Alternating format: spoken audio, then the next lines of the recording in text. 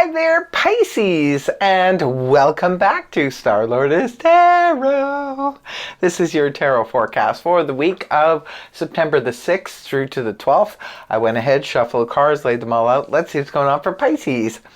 First up, we have the Hanged Man reversed, followed then by Major Arcana, the Death card in the upright, followed then by the Knight of Wands in the upright, followed then by the Seven of Swords reversed, and lastly the King of Swords in the upright. So, for your overall energy, Pisces, you have the Hanged Man in the reverse position. Okay, it's time to, the time for waiting is over. Looks like Pisces this week on, again, it's some situation. This is a general read, so it's different for all of you, but in some area of your life, the wait is over.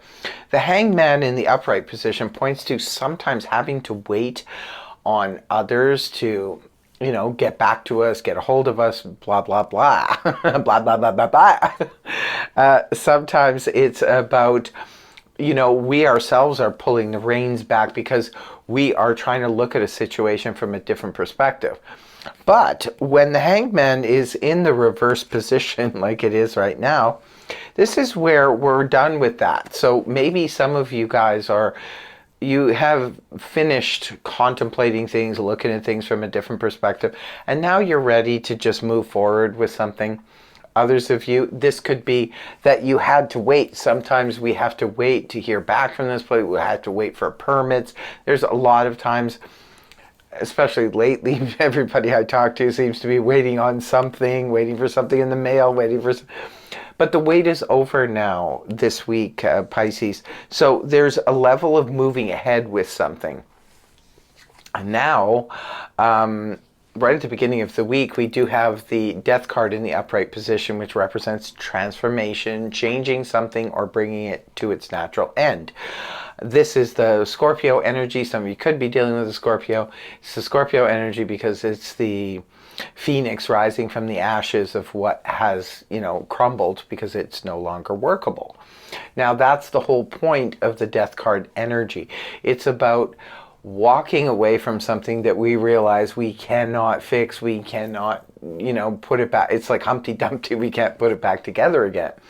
And sometimes it's about just needing to tweak or transform something.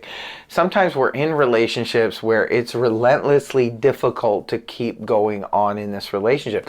So we keep coming up against these problems and it's like we need to fix the problems.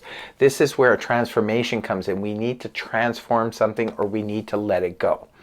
So this could be about a friendship, could be about a romantic relationship, it could be about a work situation. Sometimes it's work where we're working in a toxic environment or something like that. And it's like, no, something here needs to change or we need to move on from it. Sometimes it could be about a change in terms of we're not making enough money where we're working. So we're working a job, we're only working part-time or even full-time, and it's just not bringing in enough funds. So something needs to change here. Something needs to give. We either need to get more hours or we need to find another job. You see where I'm going with it? Sometimes it's about changing, you know, changing directions because the direction I'm heading on is just not working for me anymore. So it's just time to change it up. And that's good because the next card you have is the Knight of Wands, Pajama Man. I call him Pajama Man because it looks like he's wearing pajamas for sure.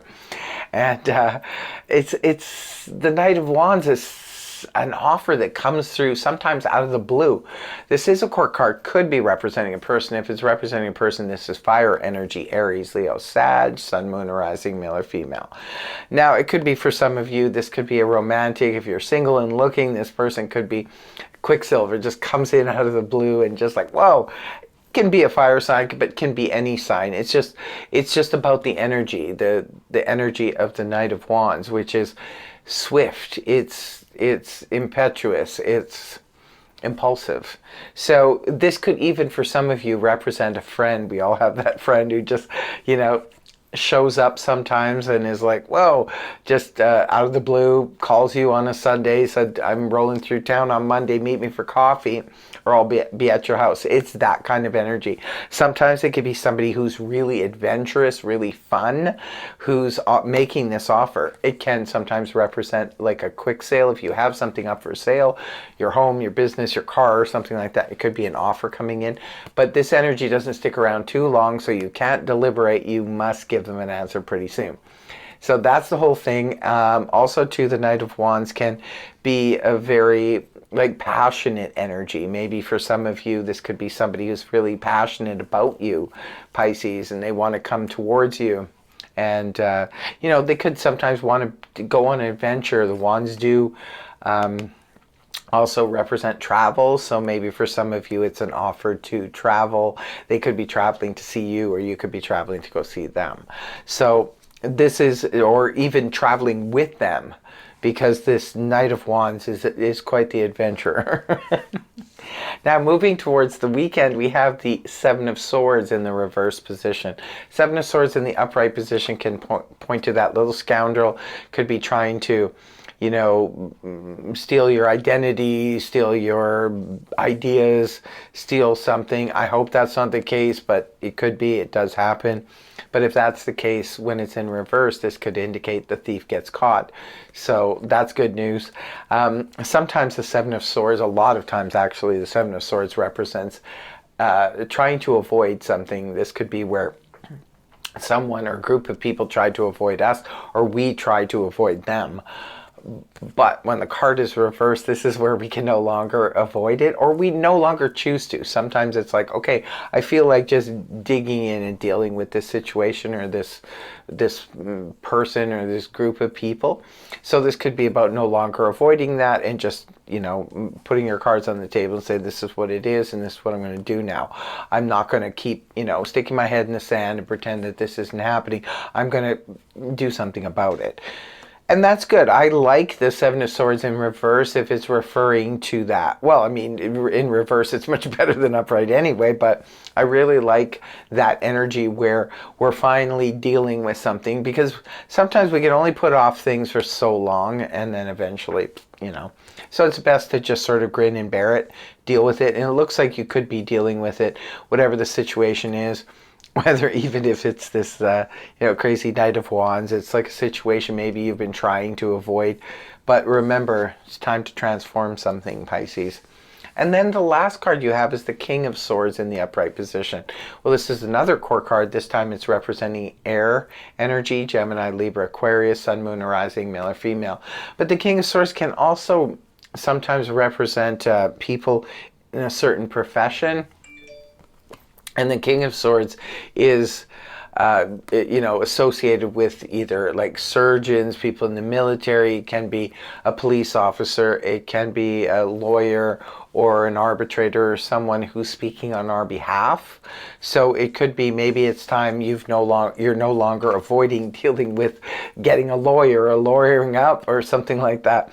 For others of you, it could be no longer, you know, making that call to your surgeon, or no longer making a call to the King of Swords. King of Swords as an energy, whether it's you yourself embodying the energies of the King of Swords or you're dealing with the King of Swords, is about removing the emotions from a situation. It's all about dealing with something from the mental, cerebral point of view. So maybe some of you, Pisces, you're no longer avoiding dealing with a situation in a logical way. The King of Swords removes emotions from a situation, does not want to deal with emotions, only wants the truth, nothing but the truth and the whole truth. So maybe for some of you, you're ready to just deal with the situation from the mental, cerebral point of view, and you're going to leave emotion out of it. When you leave emotion out of it, we can make more. I always say that there's certain things in life that we're dealing with where emotions are probably not a good thing to be involved, because our emotions can sometimes skew our ability to look at something from a practical and logical perspective. So interesting. I know it was a little bit heavy here, Pisces, but that's the messages that came out for you guys. So I really hope the reading helped you. If it did, please feel free to like, share, and subscribe. And I will see you next week. Bye-bye for now.